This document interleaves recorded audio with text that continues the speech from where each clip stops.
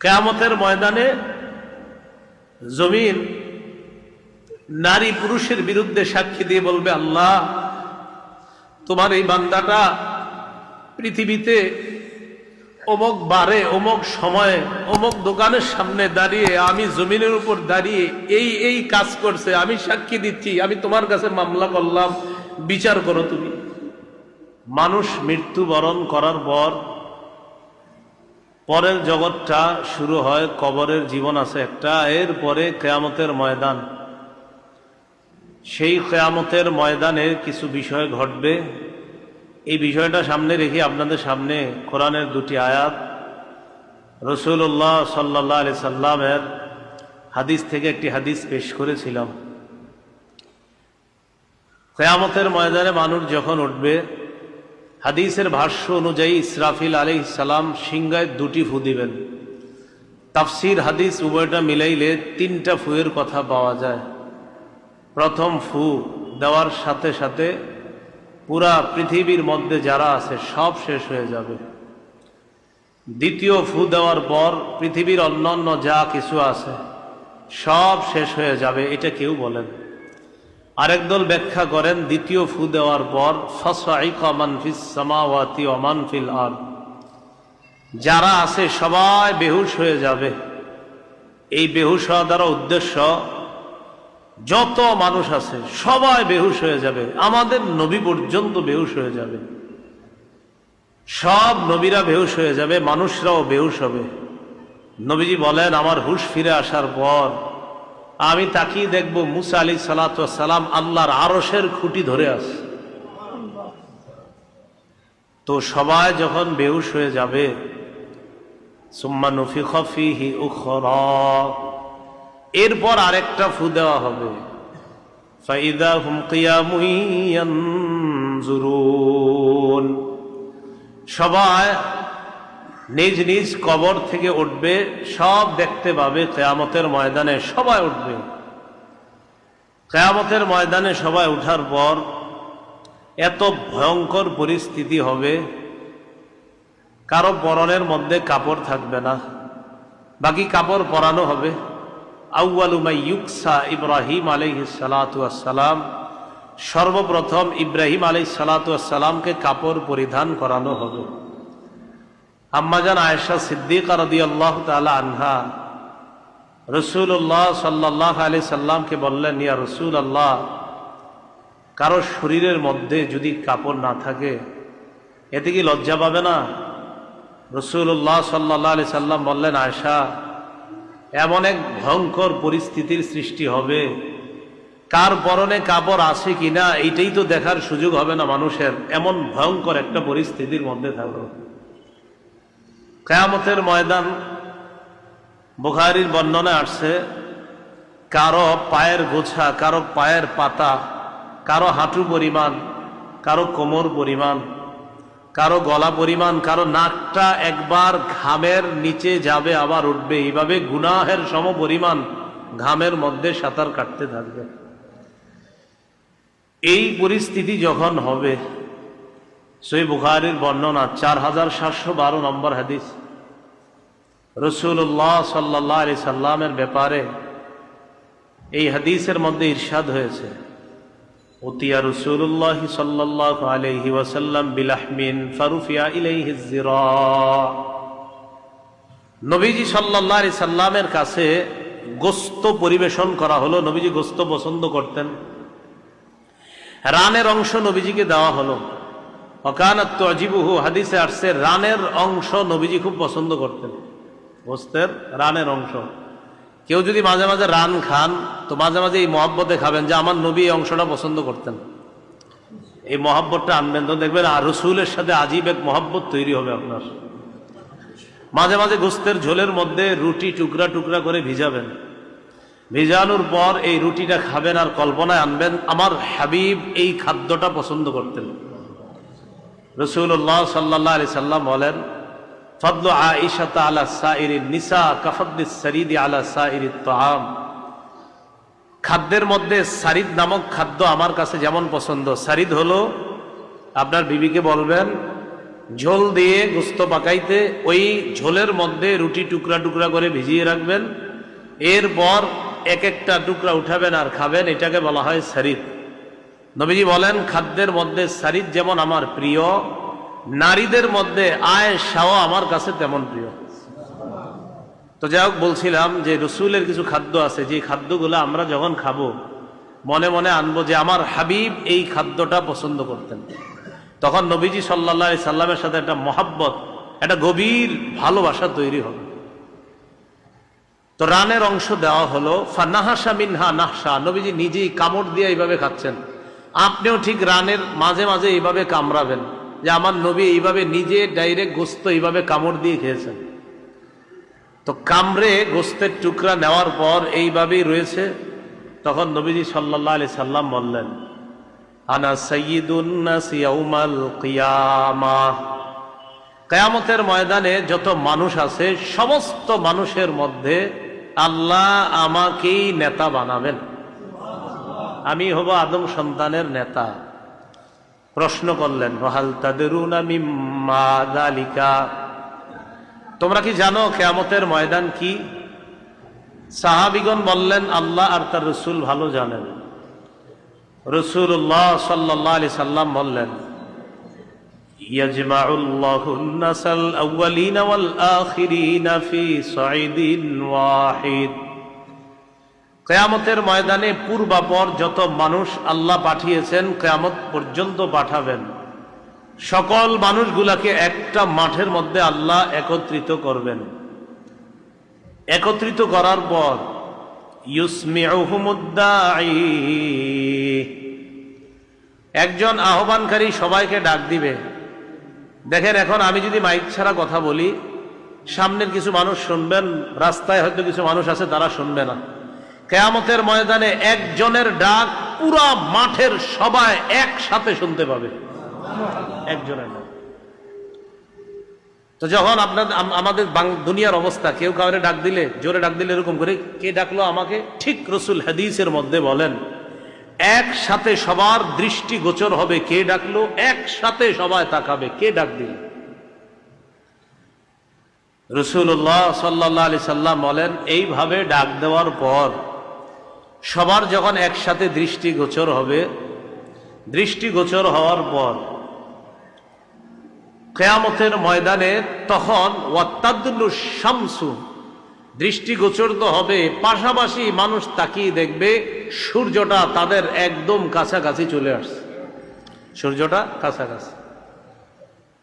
তো সূর্য কাছাকাছি হওয়ার কারণে ফায়াবলুগুন নাসা মিনাল গাম্মি ওয়াল কারবি মা লা ইউতিকুনা ওয়া মা লা ইয়াহতামিলুন, পেরেশান, কষ্ট এত পরিমাণ হবে যেই পরিমাণ কষ্ট তারা সহ্য করতে পারবে না, আর এটা ধারণ করার ক্ষমতাও কোনো মানুষের থাকবে না, এই পরিমাণ কষ্ট হবে।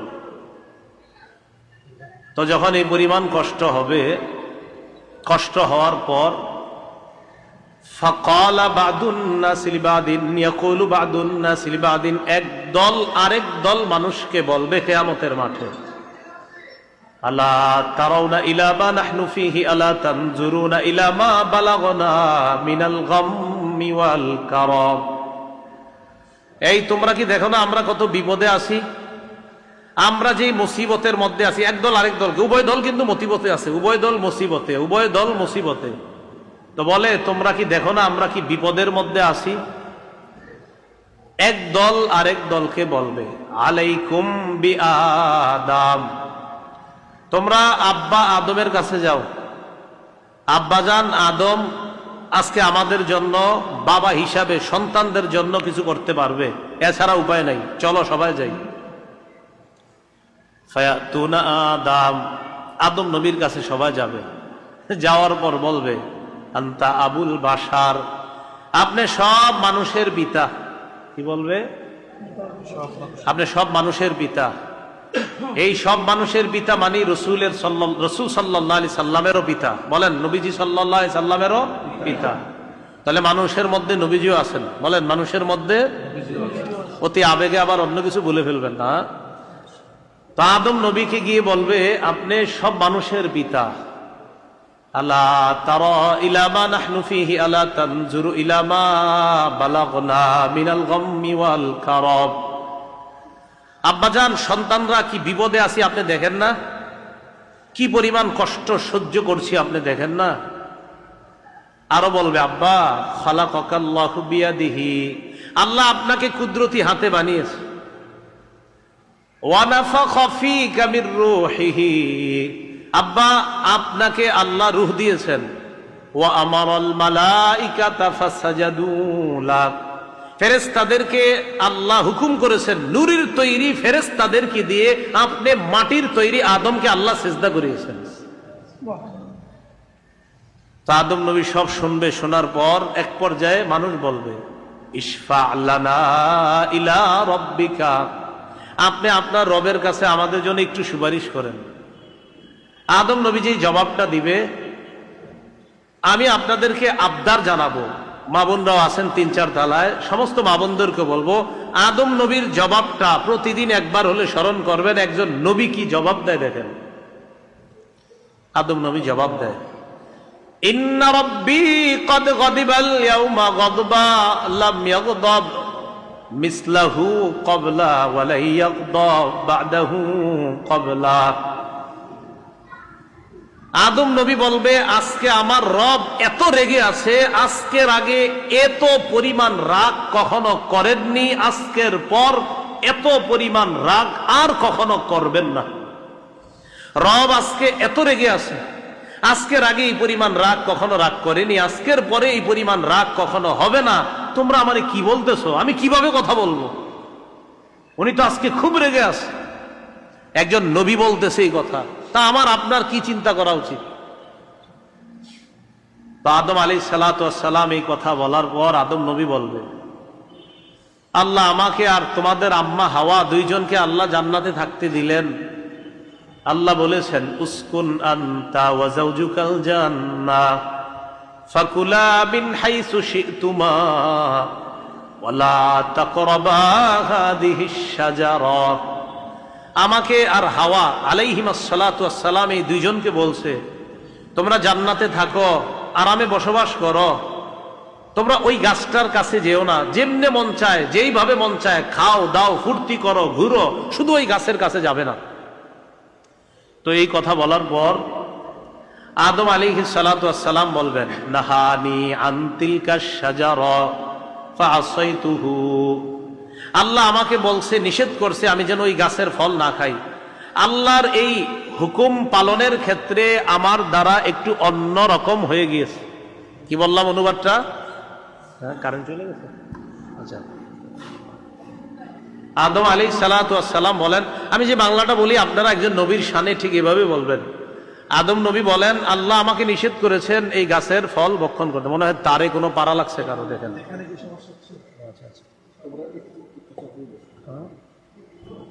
আচ্ছা,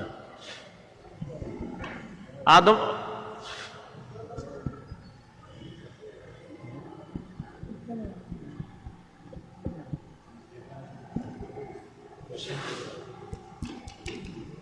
হ্যালো হ্যালো কেটে যাচ্ছে।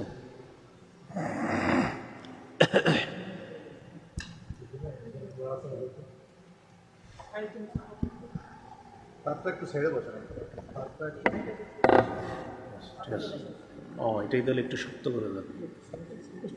হ্যাঁ হ্যাঁ, যেভাবে পারেন সুতা হলেও দেন।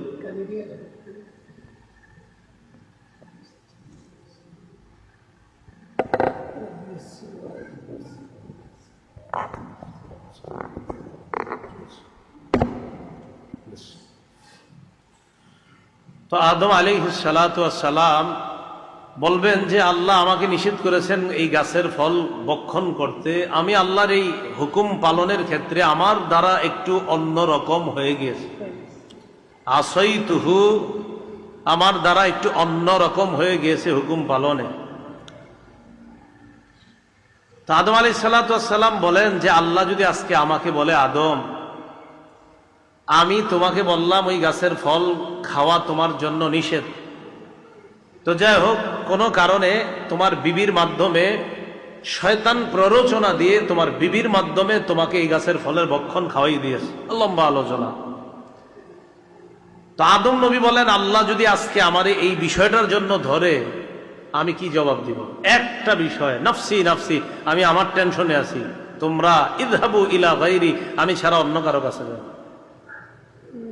একজন নবী ফিরিয়ে দিচ্ছেন, নবী না শুধু, আমাদের আব্বা, প্রথম মানুষ, প্রথম নবী।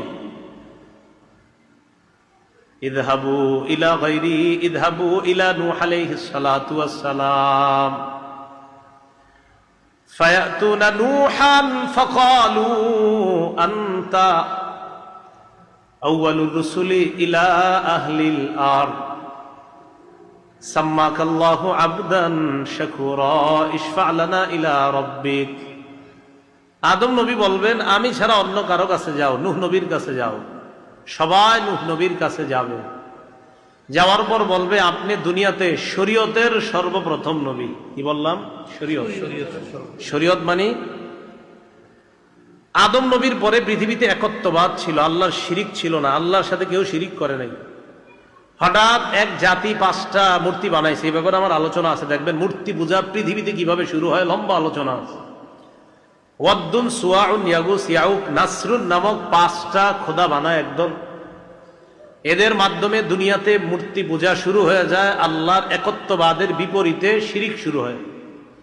শিরিক যখন শুরু হলো, তখন শরীয়তের প্রয়োজন দেখা দিল। এই শরীয়ত দিয়ে যেই নবীকে প্রথম পাঠান আল্লাহ, তিনি নূহ আলাইহিস সালাতু ওয়াস সালাম। তো নূহ নবীরে বলবে, আপনি প্রথম রসুল। আল্লাহ কোরআনে আপনাকে আবদান শাকুরা বলছে, আপনি আল্লাহর অধিক শুকুর গুজারি বান্দা, আর আপনি অনেক কান্না করতে পারেন।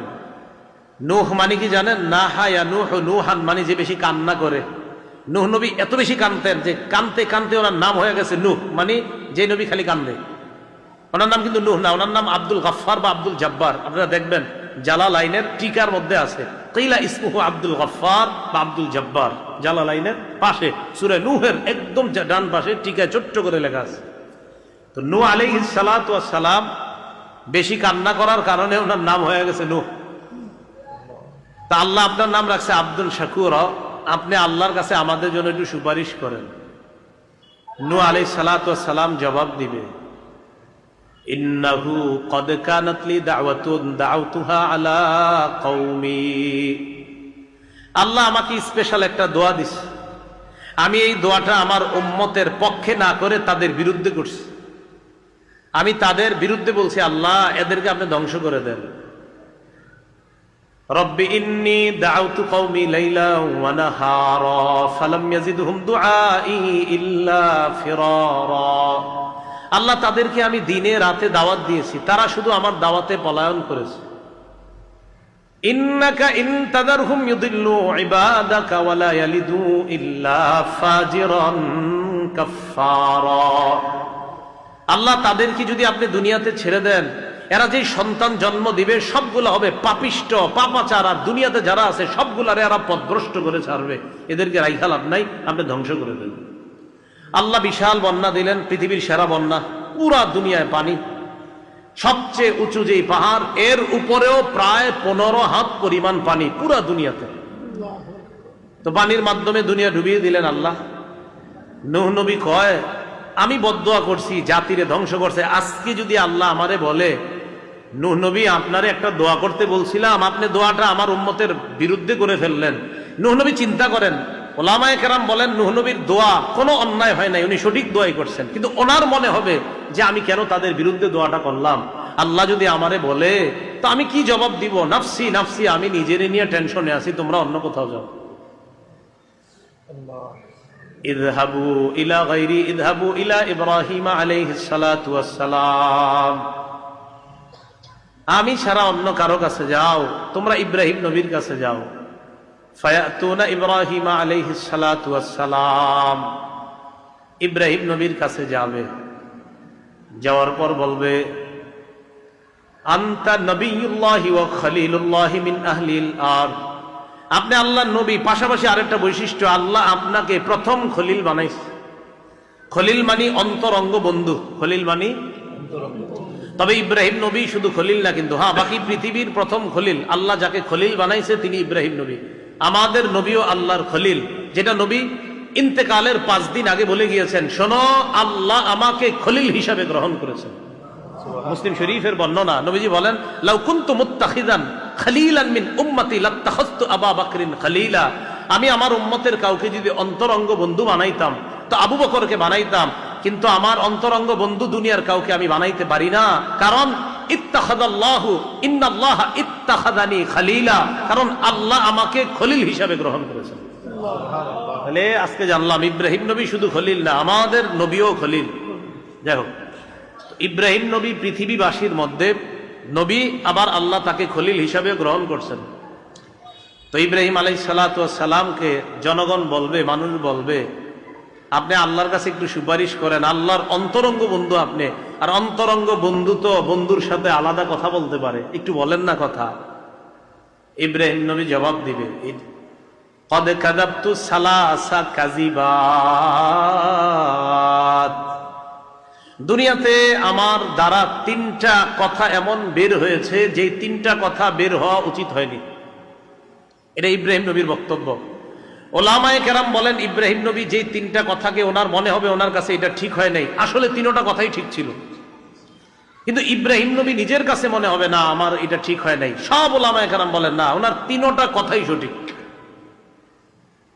1 নাম্বার, আমার জাতি আমারে বলছিল মেলায় যাইতে, তো আমি জাতিকে বলছি ইন্নী সাকিম, আমি অসুস্থ, আমি মেলায় যাব না। ওলামায়ে কেরাম বলেন, শিরিক থেকে বাঁচার জন্য, মূর্তি পূজা থেকে বাঁচার জন্য, মানুষ শিরিক করবে এটা থেকে বাঁচার জন্য, কেউ যদি বলে আমি সাকিম অসুস্থ, এই কথা বইলা যদি শিরিক থেকে বাঁচা যায়, এই বলাটা অন্যায় না, এটা এক কথা। 2, আপনারা আমাকে বললেন ওখানে চলেন, তো ওখানে গিয়ে আমারে কি করবেন, শিরিক করাবেন, তখন আমি বললাম না না আমি যাব না, তাহলে আমার মাঝে একটা মানসিক অস্থিরতা, মানসিক অস্থিরতাও একটা রোগ, মানসিক অস্থিরতাও একটা রোগ। সুতরাং ইব্রাহিম নবী যে বলছে আমি সাকিম অসুস্থ, তিনি কি অসুস্থ, মানসিক ভাবে অসুস্থ, যে ওখানে গেলে তো শিরিকের কাজটা তোমরা করবা, এটা আমি সহ্য করতে পারবো না। অতএব উনি এই কথা বলা যে আমি অসুস্থ এটা সঠিক ছিল, কিন্তু ওনার মনে হবে যে আমার শরীরে তো রোগ ছিল না, আমি কেন বললাম আমি রোগী। 1। 2 নাম্বার, তারা যখন মেলায় গেছে আমি মনে মনে বললাম তাল্লাহি লাকিদান্না আসনামাকুম বাদা আন তুওয়াল্লু মুদবিরিন, আল্লাহর কসম আজকে আমি তোমাদের দেব দেবী যারা আছে উপাস্য এগুলারে কিছু একটা করবো, আসো।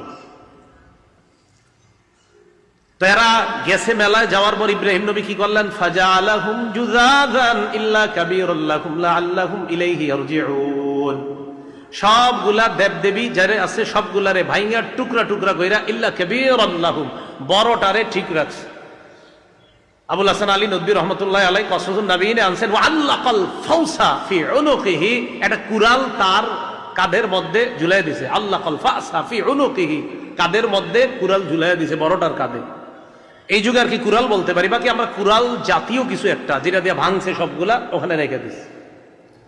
এরা সবাই আসছে, আসার পর উপাসনা করতে উপাসনালয়ে ঢুকছে, ঢুকার পর দেখে একজন ছাড়া সবগুলা টুকরা টুকরা।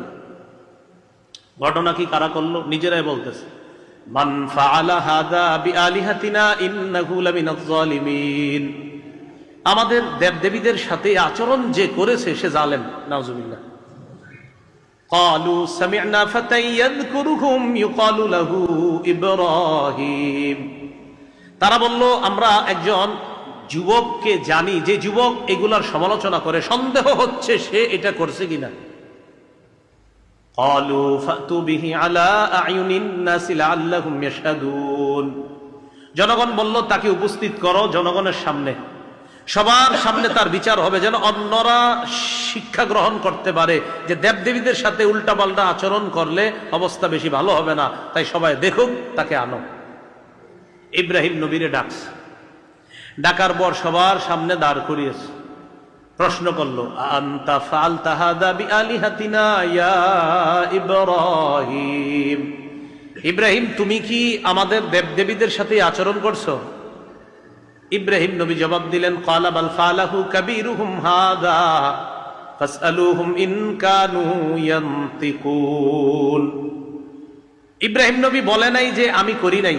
আপনি করছেন তো আপনি হা না কিচ্ছু বলেন নাই, উত্তর হবে হা বা না। আপনি করছেন, করছি বা করি নাই। তো ইব্রাহিম নবী কি বলছে? বলেন নাই যে করছি, এটাও বলেন নাই করি নাই। ইব্রাহিম নবী বললেন বাল ফালাহু কাবীরুহুম হাযা, বরং তাদের এই বড়টাই করেছে।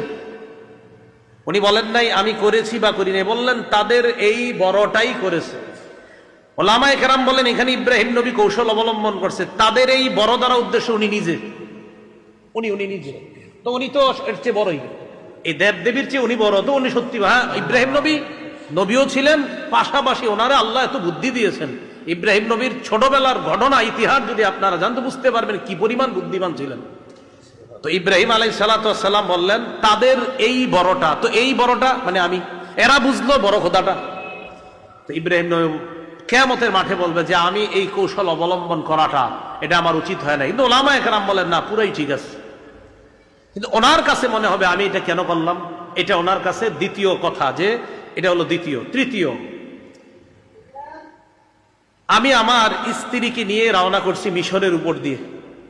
মিশরের তৎকালীন বাদশার নাম সিনান ইবনে ইলওয়ান। এই বাদশার একটা অভ্যাস ছিল, কোন সুন্দরী রমণীর কথা যখন তার কাছে যাইত তখন সে ওই রমণীর সাথে অপকর্মে লিপ্ত হওয়ার জন্য পেরেশান হয়ে যাইত। নাউজুবিল্লাহ। সারা আলাইহিস সালাতু ওয়াস সালামের ব্যাপারে ঐতিহাসিকগণ লিখেছেন আল্লাহ পাক রব্বুল আলামিন ওই যুগে সারা আলাইহিস সালাতু ওয়াস সালামকে পৃথিবীর যে রমণী সুন্দরী নারী যারা, তাদের উল্লেখযোগ্য একজন নারী ছিলেন সারা আলাইহিস সালাতু ওয়াস সালাম, ইব্রাহিম নবীর স্ত্রী, প্রথম বিবি যিনি। তো সারা উনি এমনি ইব্রাহিম নবীর স্ত্রী, আবার সুন্দরী ছিলেন। তো উনি তার স্বামীর সাথে রওনা করছে মিশরের উপর দিয়ে। বাদশার কানে এই সংবাদ গেছে। ইব্রাহিম নবী বললেন বাদশার অভ্যাস তো ভালো না, তুমি এক কাজ করবা, যদি জিজ্ঞাসা করে আমার কি হও, তুমি বলবা বোন। কি বলবা? বোন না বউ? আসলে বউ না বোন? আসলে তো বউ। তো তুমি বলবা বোন। কেন? ডাকাতদের কাছে বোন বললে এদের মনে একটু দুর্বলতা আসে, যে না ভাই বোনের সম্পর্কটা এটা একটা পবিত্র, এটা সবার মাঝে একটা দুর্বলতা কাজ করে। এখানে উলামায়ে কেরামের বক্তব্য হলো ইব্রাহিম নবী বোন বলছে কোন হিসাবে? সারা আদম নবীরও কন্যা, ইব্রাহিম নবী আদম নবীর ছেলে, সেই হিসাবে ছেলে মেয়ে দুইজন ভাই বোন। একজন মানুষের লম্পটের দুশ্চরিত্র থেকে স্ত্রীকে বাঁচানোর জন্য এই কথা বলা, এটা কোনো অন্যায় হয়নি। কিন্তু ইব্রাহিম নবীর মনে হবে এটা আমি ঠিক করিনি। এই তিনটা বিষয় ইব্রাহিম নবী কিয়ামতের মাঠে উম্মতকে বলবে আমি এই তিন বিষয় নিয়ে চিন্তিত, ইযহাবু ইলা গায়রি, তোমরা অন্য কারো কাছে যাও। এই কথা বুঝে আসছে? ইযহাবু ইলা মূসা আলাইহিস সালাতু ওয়াস সালাম ফায়াতুনা মূসা ফাকালু আনতা কালিমুল্লাহ ইসতাফাকাল্লাহু বিরিসালাতিহি ওয়া বিকালামি। তোমরা মূসা নবীর কাছে যাও। সব মানুষগুলা মূসা নবীর কাছে যাবে। যাওয়ার পর বলবে আনতা কালিমুল্লাহ, আপনি এমন মানুষ যিনি দুনিয়াতে থাইকে আল্লাহর সাথে কথা বলতেন। আজকে একটু আমগোর জন্য এখানে কথা বলেন না। আল্লাহ আপনারে নবুয়ত দিছে, আবার আল্লাহ আপনার সাথে কথা বলতেন। মূসা নবী জবাব দিবে তো কি করব বলো? ইশফা লানা ইলা রাব্বিকা আলা তারা ইলা মা নাহনু ফীহি আলা তানজুরু ইলা মা ক্বাদ বালাগনা মিনাল গাম্মি ওয়াল কারাব। আপনি কি দেখেন না আমরা কি বিপদে আছি? একটু আল্লাহরে বলেন অবস্থা থেকে উত্তরণ করতে আমাদেরকে। তাহলে নূহ নবী, ইব্রাহিম নবী, মূসা নবী, তিন নবীরই এই জবাবটা থাকবে আদম নবীর মতো। ইন্না রাব্বী ক্বাদ গাদিবাল ইয়াওমা গাদবা লাম ইয়াগদাব মিসলাহু ক্বাবলা ওয়া লা ইয়াগদাব বা'দাহু ক্বাবলা। আজকে রব এত রেগে আছে, আজকের আগে এতটা রাগ কখনো করেননি, আজকের পর এই পরিমাণ রাগ আর কখনো হবেন না। আদম নবীও বললেন, নূহ নবীও বললেন, মূসা নবীও বলছেন, ইব্রাহিম নবীও বলছে যে রব কিন্তু আজকে খুব রেগে আছে। রাগের কারণে আমি নিজেরই নিয়ে টেনশনে আছি। কি টেনশন? একজনে আমি মেরে ফেলছি, যারে মারার হুকুম আল্লাহ আমারে দেয় নাই। আল্লাহ পাক রব্বুল আলামিন বলেন ফাওয়াকাযাহু মূসা ফাকাদা আলাই। মূসা নবী একজনে ঘুষি দিছে, এক জালেম রে, মরে গেছে। এই জায়গায় মাঝে মাঝে চিন্তা করি আল্লাহ জানে ঘুষির পাওয়ার ছিল কি, যে এরকম মারা গেছে। হ্যাঁ, কথার কথা আর কি। তো মারা গেছে, তা আল্লাহ তো আমারে মারতে বলেন নাই। আজকে যদি আমারে বলে যে আমার তো হুকুম ছিল না তাকে মারা, আপনি মারলেন কেন? আমি এটা নিয়ে টেনশনে আছি। নফসি নফসি, আমি নিজেরই নিয়ে টেনশনে আছি। ভাই একবার চিন্তায় আনেন, আজকে ফজর থেকে এই পর্যন্ত কত গুনাহ করছে, আর তিনি একটা কারণে চিন্তিত হয়ে আছেন যে আমি একজনের তখনও মুসা নবী কিন্তু নবী হননি, যখন একজনকে গুজি মারছে তখনও তিনি নবী হননি। তাফসীরের কিতাব অনুযায়ী তখন তার বয়স 24 বা 25 বছর। তো মুসা আলাইহিস সালাতু ওয়াস সালাম বলে আমি নিজেরই না পেরেশান, তোমরা অন্য কারো কাছে যাও। ইযহাবু ইলা গায়রি ইযহাবু ইলা ঈসা, ঈসা নবীর কাছে যাও। ফায়াতুনা ঈসা, ঈসা নবীর কাছে সবাই যাবে। যাওয়ার পর বলবে আনতা কালিমাতুল্লাহ ওয়া রূহুহু, আল্লাহ আপনারে বড় আশ্চর্যভাবে কুদরতিভাবে বানাইছে। আল্লাহ দুনিয়ার মানুষকে দেখাই দিছে যে বাপ ছাড়াও সন্তান আল্লাহ দুনিয়াতে দিতে পারেন। এই কুদরত আপনাদের মাধ্যমে আল্লাহ দুনিয়াবাসীকে দেখাইছে। আপনি কত বড় মহান ব্যক্তিত্ব। ইশফা লানা ইলা রাব্বিকা, আজকে আমাদের জন্য একটু সুপারিশ করেন। ঈসা নবী কোনো বিষয় উল্লেখ করবে না যে আমি ওই বিষয় নিয়ে টেনশন, এইগুলো বলবে না। ঈসা নবী শুধু একটু বলবে ইন্না রাব্বি কাদ গাদিবা আল-ইয়াওমা গাদবা লাম ইয়াগদাব মিসলাহু ওয়া লা ইয়াগদাব বা'দাহু মিসলা, আল্লাহ আজকে এত রেগে আছেন, এর আগে এত রাগ কখনো করেননি, আজকের পর এত পরিমাণ রাগ কখনো করবে না। আরে আমিও তো নিজের নিয়ে পেরেশানি আছি। তো ঈসা নবী অন্যান্য নবীর মতো বলবে না যে আমি ওটা নিয়ে পেরেশান, ওটা নিয়ে পেরেশান। এটা না বইলা সব উম্মতকে নিয়ে বলবে চলো আমার সাথে, তোমরা যেখানে গেলে কাজ হবে সেখানে নিয়ে যাই। ফায়াতুনা মুহাম্মাদান সাল্লাল্লাহু আলাইহি ওয়াসাল্লাম ওয়া ফি রিওয়ায়া ফায়াতুনি, নবীজি বলেন তারা মুহাম্মদ সাল্লাল্লাহু আলাইহি সাল্লামের কাছে যাবে। কোন বর্ণনা আসছে আমার কাছে আসবে।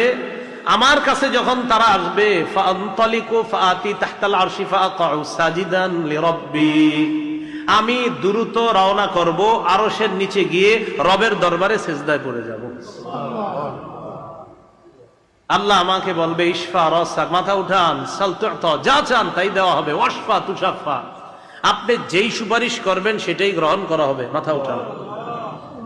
রাসূলুল্লাহ সাল্লাল্লাহু আলাইহি ওয়াসাল্লাম বলেন, মুসলিম শরীফের বর্ণনা, লিকুল্লি নাবিয়্যিন দাওয়াতুন মুস্তাজাবা, সব নবীর একটা স্পেশাল দোয়া আছে, করা মাত্রই আল্লাহ কবুল করে ফেলেছেন দোয়াটা।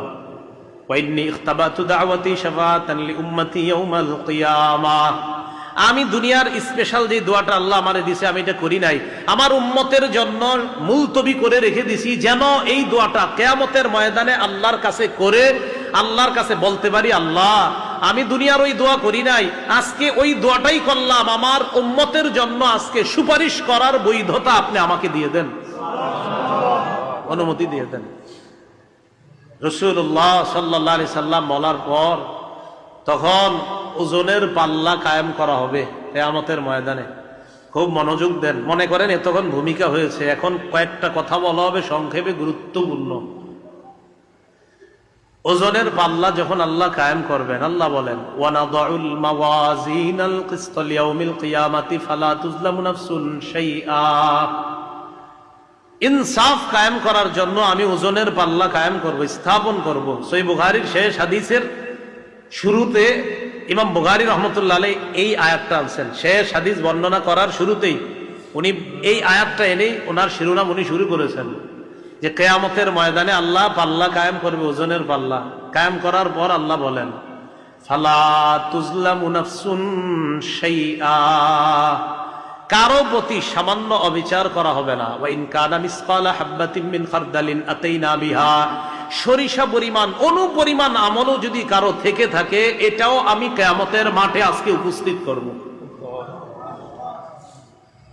এবার গুরুত্ব সহকারে চারটি কথা আপনাদেরকে বলবো, আমি সহ সবাই মরণ পর্যন্ত প্রতিদিন অন্তত কয়েকবার স্মরণ করার চেষ্টা করব। কি রাজি আছেন?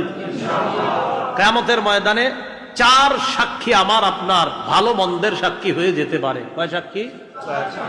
এই চার সাক্ষীকে আজকে থেকে আপনারা মনে করা শুরু করবেন।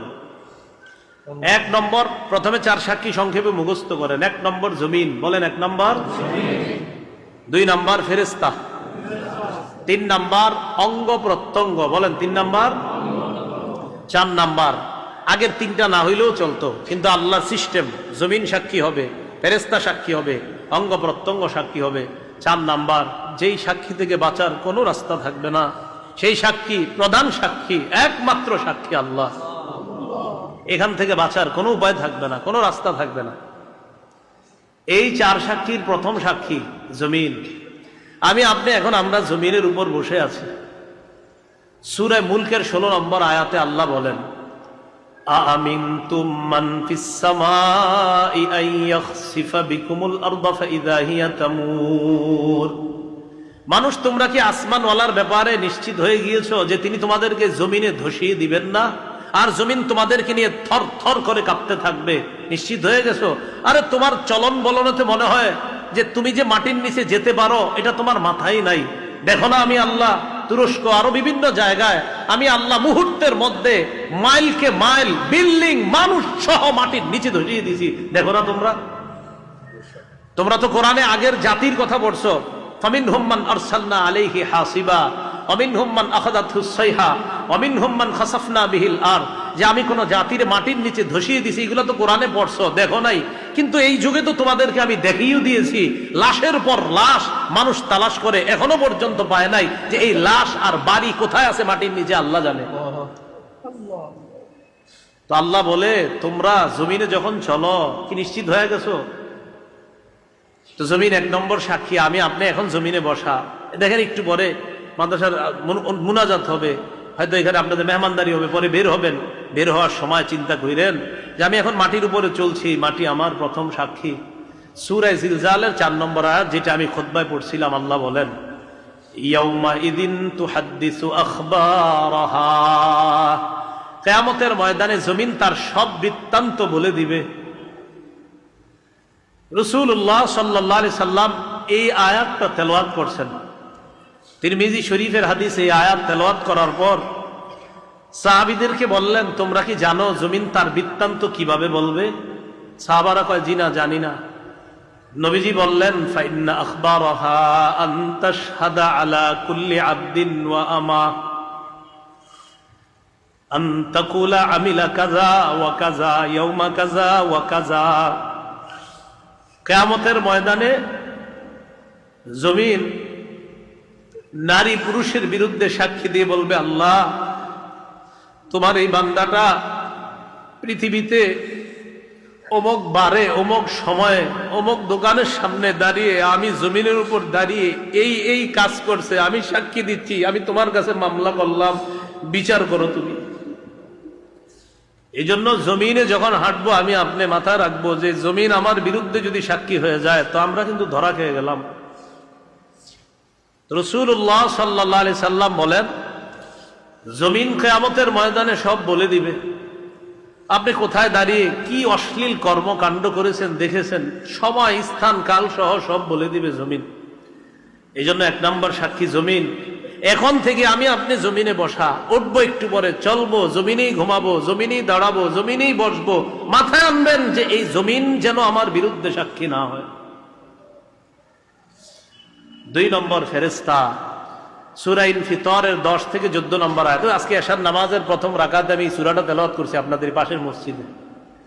তো 10 থেকে 14 নম্বর আয়াতে আল্লাহ বলেন, وَإِنَّ عَلَيْكُمْ لَحَافِظِينَ كِرَامًا كَاتِبِينَ يَعْلَمُونَ مَا تَفْعَلُونَ।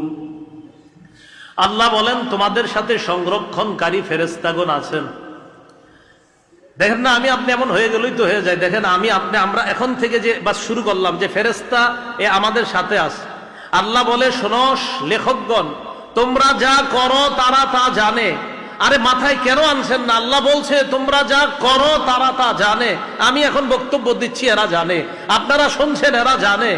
সূরা যুখরুফের 80 নম্বর আয়াতে আল্লাহ বলে, শুধু জানে এমন না, বালা ওয়া রুসুলুনা লাদাইহিম ইয়াকতুবুন, তারা জানে পাশাপাশি তারা লেখে, সব লিখতেছে। সূরা যুখরুফের 80 নম্বর আয়াতে আল্লাহ বলেন, আম ইয়াহসাবুনা আন্না লা নাসমাউ সিররাহুম ওয়া নাজওয়াহুম। তারা কি মনে করে আমি তাদের কোনো গোপন বিষয় জানি না? তারা কানে কানে, আমি ওনার সাথে কানে কানে কি বলি, আল্লাহ কয় তোমরা কি মনে করো আমি জানি না? আমি আপনাদের সামনে এখন কথা বলছি, আল্লাহ কয় এটা শুনি, জানি, এটা দেখি। আমি ঠোঁট বন্ধ করে জিহ্বায় জিকির করি, আল্লাহ বলেন বান্দা এটাও দেখি, এটাও শুনি, এটাও জানি। আমার ঠোঁট বন্ধ, আমার জিহ্বা বন্ধ, বালিশে মাথা লাগিয়ে মনে মনে শুধু আল্লাহরে স্মরণ করছি, আল্লাহ কয় এটাও শুনি।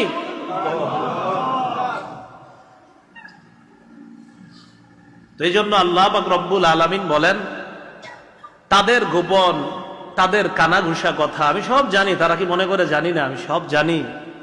শুধু জানি এমন না, আরে আমার ফেরেশতারা তো সব লিখে ফেলতেছে, আমি লেখাইতেছি। ফেরেশতারা লেখার পর আমল নামা তৈরি হবে। আমল নামা তৈরি করার পর আল্লাহর কাছে পেশ করবে আর সাক্ষী দিবে, আল্লাহ আপনার বান্দা এগুলা এগুলা করছে, মাবুদ আমরা সাক্ষী দিচ্ছি। আর দেখেন আমরা যে লিখছি, এই যে লেখাগুলা। সূরা বনী ইসরাঈলের 13-14 নম্বর আয়াতে আল্লাহ বলেন, وَنُخْرِجُ لَهُ يَوْمَ الْقِيَامَةِ كِتَابًا يَلْقَاهُ مَنشُورًا। আল্লাহ বলেন আমি তার আমল নামাটা কিয়ামতের ময়দানে খুলবো এমন অবস্থায় সেইটাকে খোলা দেখতে পাবে। বান্দা আমল নামার দিকে তাকাবে, আল্লাহ বলবে ইকরা কিতাবাক কাফা বিনাফসিকাল ইয়াউমা আলাইকা হাসিবা। পড়ো, তোমার আমল নামাটা তুমি পড়ো, আজকে হিসাবের জন্য তুমি যথেষ্ট। তো অপরাধীরা আমল নামাটা যখন দেখবে তাদের অবস্থা কি হবে? সূরা কাহফের 49 নম্বর আয়াতে আল্লাহ বলেন, ওয়াতারাল মুজরিমিনা মুশফিকিনা মিম্মা ফীহি ওয়ায়াকুলুনা ইয়া ওয়াইলাতানা মা লিহাযাল কিতাব লা ইউগাদিরু সগীরাতাও ওয়ালা কাবীরাতান ইল্লা আহসাহা وَوَجَدُوا مَا عَمِلُوا حَاضِرًا وَلَا يَظْلِمُ رَبُّكَ أَحَدًا। আল্লাহ বলে নবী অপরাধীদেরকে দেখবেন ভীত সন্ত্রস্ত অবস্থায় ভয়ে ভয়ে আমল নামার দিকে তাকায় আছে। ভাই আমার আপনার নাম অপরাধীদের খাতায় যেন না থাকে, বড় ধরা খেয়ে যাব। আপনি অপরাধীদেরকে দেখবেন চোখ বড় বড় করে আমল নামা দেখছে আর বলবে মালি হাদাল কিতাব, এটা কেমন আমল নামা? লা ইউগাদিরু সগীরাতাও ওয়ালা কাবীরাতান ইল্লা আহসাহা। এই আমল নামাদি ছোট বড় কিছুই ছাড়ে না, এখানে সব লেখা। পানির নিচে, পানির উপরে, ঘরের ভিতরে, ঘরের দরজা বন্ধ করে আপনার মা বাপ দেখে না আপনাকে, আপনি যা করছেন ওখানে দেখবেন সব লেখা আছে। সূরা নাবার 40 নম্বর আয়াতটা আল্লাহ পাক রব্বুল আলামিন সূরা নাবার 40 নম্বর আয়াতে বলে, কাফেররা যখন আমলনামাটা দেখবে বলবে ইয়া লাইতানি কুনতু তুরাবা, হায় আমি যদি আজকে মাটি হয়ে যেতাম। কথাগুলা বারবার স্মরণ করেন যে একটা মানুষ মাটি হয়ে যেতে চায় কেন? আমল নামা পেশ করার পর এই পেশ করলো কি? দ্বিতীয় সাক্ষী ফেরেশতারা। প্রথম সাক্ষী গুলো জমিন, দ্বিতীয় সাক্ষী ফেরেশতারা। তাদের এইভাবে আমল নামা পেশ করবে। এবার তৃতীয় সাক্ষী অঙ্গ প্রত্যঙ্গ। আমার সাথে আপনারা কিছুক্ষণের জন্য একটু সামান্য মুহূর্ত 2-3 সেকেন্ড হলে হবে, একটু চোখটা বন্ধ করেন। চোখ বন্ধ করে দেখেন কিছু দেখি কিনা আমরা। এবার চোখটা খোলেন, কিছু দেখছি চোখ বন্ধ করে। সূরা ইয়াসিন আপনারা কম বেশি সকলেই পড়েন দৈনিক। সূরা ইয়াসিনের 66 নম্বর আয়াতে দেখেন কি বলে আল্লাহ। আল্লাহ বলেন ওয়ালাউ নাশাউ লাতামাসনা আলা আ'য়ুনিহিম ফাসতাবাকুস সিরাতা ফাআন্না ইউবসিরুন। আল্লাহ বলে আমি যদি চাইতাম তার চোখের আলো লোপ করে, আমি যদি তার এই চোখটা আর এই যে গালটা চোখের নিচে যেটা চোখটা না রেখে যদি এরকম সমান বানায়া দিতাম দুইটা চোখ, কিভাবে কয় সে চলতে চাইলে কিভাবে চলতো? আল্লাহ কয় এই তোমরা চোখ বন্ধ করে একটু চিন্তা করতে পারো না? আমি যদি তোমার চোখের আলো না রাখতাম, এভাবে যদি এটার উপর দিয়ে একটা এইভাবে ওলাও তামাসনা, আমি যদি মেরে দিতাম, এইভাবে চলতা কেমন? পরের আয়াতে বলে ওয়ালাউ নাশাউ লামাসাখনাহুম আলা মাকানাতিহিম ফামাসতাতাউ মুদিয়াও ওয়ালা ইয়ারজিউন। আমি যদি তাদেরকে বিকৃত করতাম, হাত না দিতাম, আমি যদি তার পা না দিতাম, একবার ভাবেন আমার হাত পা না দিলে আল্লাহ কয় ফামাসতাতাউ মুদিয়া, সামনেও চলতো না, ওয়ালা ইয়ারজিউন, পিছনে আসতে পারতো না। আত্মীয় স্বজনরা হুইল চেয়ারে সামনে নিতে হতো, পিছনে আসতে হতো। তো এই অঙ্গ প্রত্যঙ্গ গুলা বলেন তো কে দিয়েছে? আল্লাহ। আচ্ছা এবার দেখেন অঙ্গ প্রত্যঙ্গের সাক্ষী কিভাবে।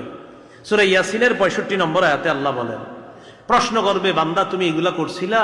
বলবে না আমি করি নাই। আল-ইয়াউমা নাখতিমু আলা আফওয়াহিহিম, আমি মুখে মোহর মেরে দিব। ওয়া তুকাল্লিমুনা আইদিহিম, তাদের হাত আমার সাথে কথা বলবে। আল্লাহ এই হাত দিয়ে সুদের টাকায় হাত দিয়েছে, ঘুষের টাকা ধরেছে। আল্লাহ এই হাত সেখানে রেখেছে যেখানে তুমি রাখতে নিষেধ করছো। আল্লাহ বলেন হাত কথা বলবে আমার সাথে। তো নিয়ম হলো কেউ কথা বললে সাক্ষী লাগে। ওয়া তাশহাদু আরজুলুহুম বিমা কানু ইয়াকসিবুন, পা সাক্ষী দিয়ে বলবে আল্লাহ হাত যা বলছে আমি পা সাক্ষী দিয়ে দিলাম। সূরা হামিম আস-সাজদা 20-21 নম্বর আয়াতে আল্লাহ বলেন, হাত্তা ইযা মা জাউহা শাহিদা আলাইহিম সামউহুম ওয়া আবসারুহুম ওয়া জুলুদুহুম বিমা কানু ইয়ামালুন। ভাইও আর গান শুনেন না, আর গান শুনেন না। আল্লাহ বলেন কান তার বিরুদ্ধে সাক্ষী দিবে, কান তার বিরুদ্ধে সাক্ষী দিবে। এক হাদিসে আসছে সুব্বা ফি উযুনাইহিল আনুকু ইয়াউমাল কিয়ামা, যে কান শুধু গান শুনে ওই কানের মধ্যে সীসা গলায়া সীসা দিয়ে এই কান মেরে দেওয়া হবে। কান তার বিরুদ্ধে সাক্ষী দিবে, ওয়া আবসারুহুম চোখ তার বিরুদ্ধে সাক্ষী দিবে, ওয়া জুলুদুহুম চামড়া তার বিরুদ্ধে সাক্ষী দিবে। মানুষগুলা বলবে ওয়া ক্বালু লিজুলুদিহিম, কিরে চামড়া তুইও আজকে সাক্ষী দিলি? চামড়া জবাব দিবে আনতাকাল্লাহুল্লাযী আনতাকা কুল্লা শাই, যে আল্লাহ চাইলে সবকিছুরে কথা বলাইতে পারে। আল্লাহ হাতরে কথা বলাইছে, পাকে কথা বলাইছে, আমি চামড়াকেও আল্লাহ বাক শক্তি দিয়েছে তোমার বিরুদ্ধে কথা বলার জন্য। ভাই হাতে ব্যথা পাইলে হাত আমরা ট্রিটমেন্ট করি, পা ট্রিটমেন্ট করি, হানা জায়েজ না? হাতের কত যত্ন নেই, পায়েরও কত যত্ন নেই, অবশ্যই যত্ন নিব। একটু ভাইবেন, আমার এই পা যদি জাহান্নামী হয় তো এই পা আমার পা না, এটা আমার শত্রু। আমার পা যদি জান্নাতি হয় তো আমার পা, আমার হাত, আমার চোখ এগুলো আমার বন্ধু। কারণ আমার এই হাত আমার পা আমার বিরুদ্ধে সাক্ষী দিয়ে আমারে জাহান্নামী বানাবে। তো 3 নাম্বার, অঙ্গ প্রত্যঙ্গ আমার বিরুদ্ধে সাক্ষী দিয়ে দিবে।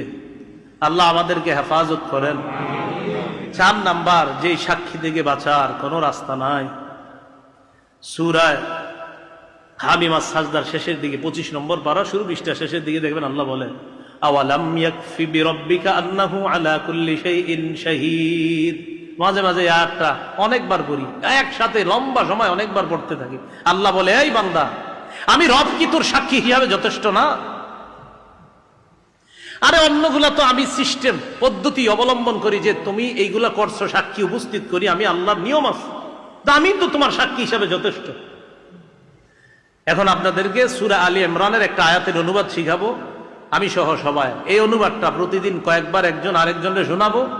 বাচ্চারে, সন্তানরে স্কুল কলেজে যাওয়ার আগে, মাদ্রাসায় যাওয়ার আগে যখন বড় হয়ে যায়, বালেগ হয়ে যায়, আর বালেগ হওয়ার আগে থেকে তারেও আমরা অনুবাদটা, ছোট্ট একটা অনুবাদ শোনায় দিতে পারবো না ইনশাআল্লাহ? সূরা আলী ইমরানের 5 নম্বর আয়াতে আল্লাহ বলেন ইন্নাল্লাহা লা ইয়াখফা আলাইহি শাইউন ফিল আরদি ওয়ালা ফিস সামা। বলেন আমার সাথে, নিশ্চয়ই আল্লাহর কাছে আসমান জমিনের কোনো কিছু গোপন থাকে না। সন্তান কলেজে যাওয়ার আগে বলে দেন, বাবা তুমি তো মায়ের সামনে লজ্জায় অনেক কিছু করো না, বাবার সামনে লজ্জায় অনেক কিছু করো না। হ্যাঁ, বাসা থেকে বের হওয়ার পর বন্ধুদের খপ্পরে পড়ে, শয়তানের খপ্পরে পড়ে হয়তো তুমি এমন কিছু করো যেটা বাপ-মার সামনে করতে তুমি লজ্জা পাও, সাহস পাও না। বা তোমার সন্তানকে বলে দিয়েন, বাবা মনে রাখো আল্লাহর কাছে আসমান জমিনের কিছু গোপন থাকে না। তুমি যদি ঘরের দরজাটা বন্ধ করে কোনো অপরাধ করো, এটাও আল্লাহর কাছে কিন্তু গোপন থাকে না। এটা সন্তানকে, নিজেকে, প্রত্যেককে কয়েকবার বলেন যে আপনি আমারে ধোঁকা দিচ্ছেন, উস্তাদকে ধোঁকা দিচ্ছেন, মা বাপকে ধোঁকা দিচ্ছেন, আল্লাহরে তো ধোঁকা দিতে পারবেন না, কখনোই পারবেন না। আপনি যেখানে আড়ালে, আবডালে, গোপনে, প্রকাশ্যে, পানির নিচে, জলে, স্থলে, বিমানে, যেখানে যা কিছু করেন, আল্লাহ কয় কিচ্ছু গোপন না, আমি সব জানি। আমার চোখটার দিকে তাকান। মাঝে মাঝে হারাম জিনিসের দিকে সরাসরি না তাকায়া চোখের কোনা দিয়ে অনেকে তাকাই। হ্যাঁ, মানে হারাম জিনিস তাকাই না, চোখের কোনা দিয়ে তাকায়। আল্লাহ কয় ইয়ালামু খাইনাতাল আয়ুন। এই বান্দা, চোখের কোনায় যে হালকা খেয়ানত করছো না, তুমি মনে করো না কেউ দেখে নাই, আমি কিন্তু জানি। এটা জানে আল্লাহ।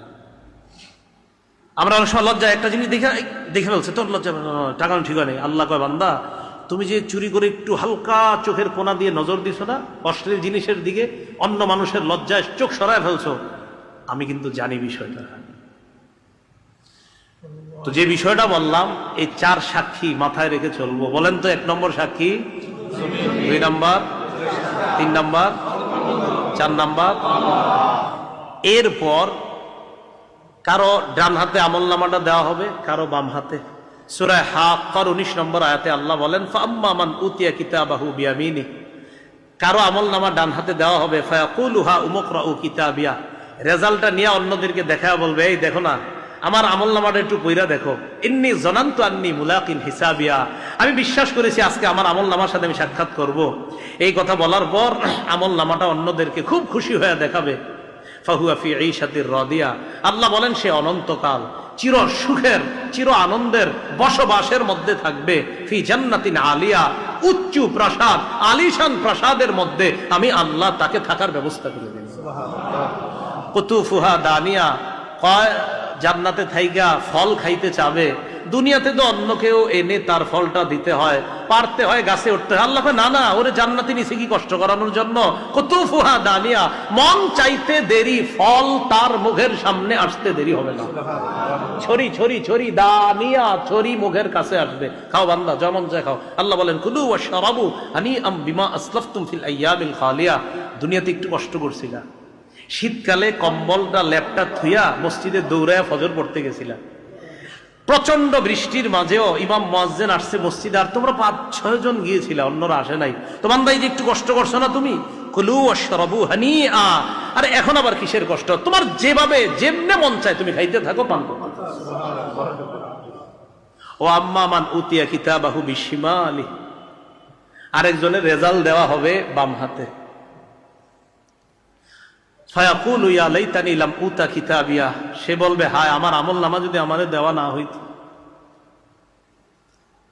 ওয়ালাম আদরি মা হিসাবিয়া, আমি যদি আমার হিসাবটা না জানতাম। পরে কি কয় দেখেন, ইয়া লাইতাহা কানাতিল কাদিয়া, মরণ যদি আমার শেষ ফয়সালা হয়ে যেত, মরার পর যদি আল্লাহ না উঠাইতো তো বেঁচে যাইতাম।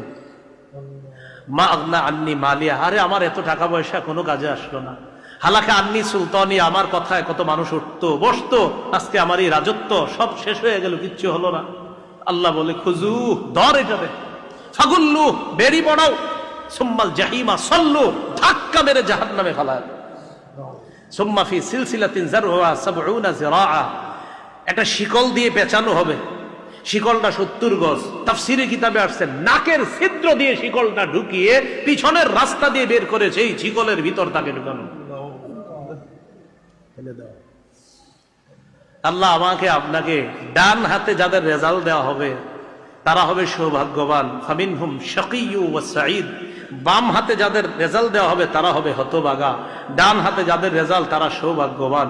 আল্লাহ সৌভাগ্যবানদের কাতারে শামিল হওয়ার তৌফিক দান করেন। আমিন। ওয়া আখিরু দাওয়ানা আলহামদুলিল্লাহি রাব্বিল আলামিন।